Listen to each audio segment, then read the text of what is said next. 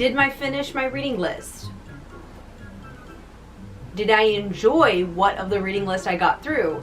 Very much yes. Welcome back to the crypt.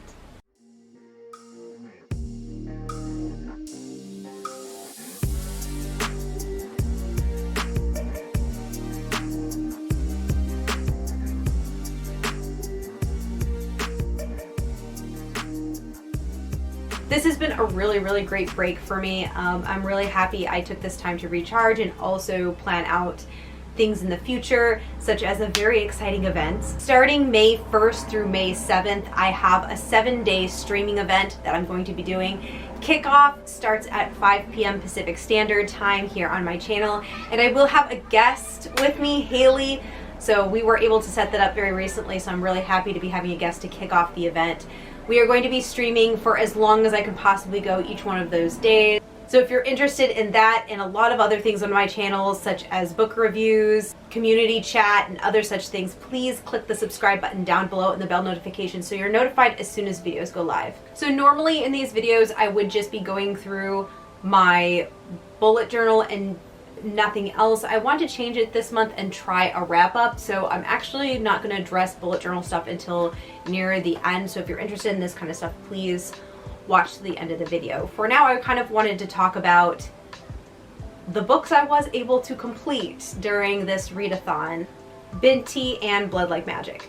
So I don't want to spoil too much because I will be doing my next video on a full review of Blood Like Magic, but wee bit of a spoiler, I really enjoyed myself. This was really great. I burned through this. There's some really amazing points to this. The stakes are really high. There are actual hardcore consequences for the characters and their actions, be them good decisions or bad decisions or gray decisions. Everything has a consequence, and the consequence follows through, which I am so impressed with seeing.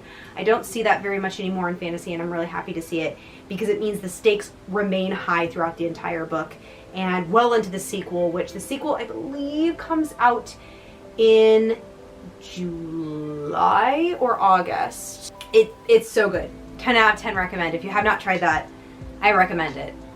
Spoiler alert for my review next week. But if you want more details, please click the subscribe button and the bell notification so you can be notified when that comes up.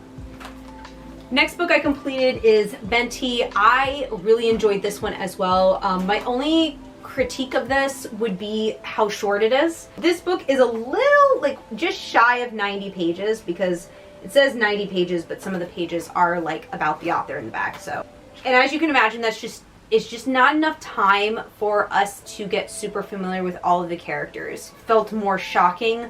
Like, I was shocked. I don't know if it showed as much in my face when I did my read-along video, but if you actually watch towards the tail end of my read-along video earlier this week, I'll link it up above, my face changes because I was reading this and I got to that part where there was just a massive death scene, and it's so early in the book, like before you get attached to anyone, just death happens.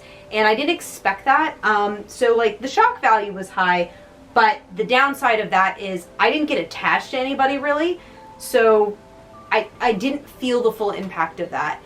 And it's one of the better sci-fis I've read in a while, but it's really brief, and I would say in this case, brief is not a good thing per se. But that's just my personal opinion. I'll look into the next books for the next reading challenge. Speaking of, like I said, I'm still working on Whispers of Stone. So in terms of April, what I was able to get done, I was able to do a lot of my personal goals just fine. I was able to prep for M.E.L right at the beginning of the month and create all of the trailers and teasers and stuff like that, so we're all set, as well as scripts, because even though it's live streaming, I'm still gonna have like general topics to talk about and stuff like that, so if heaven forbid no one shows up, we still have things to discuss. But yeah, the setup was really simple last month, but I liked it generally speaking. Moving on to the new month for May. This is the last month that's going to be in my journal, and I don't have a lot of room.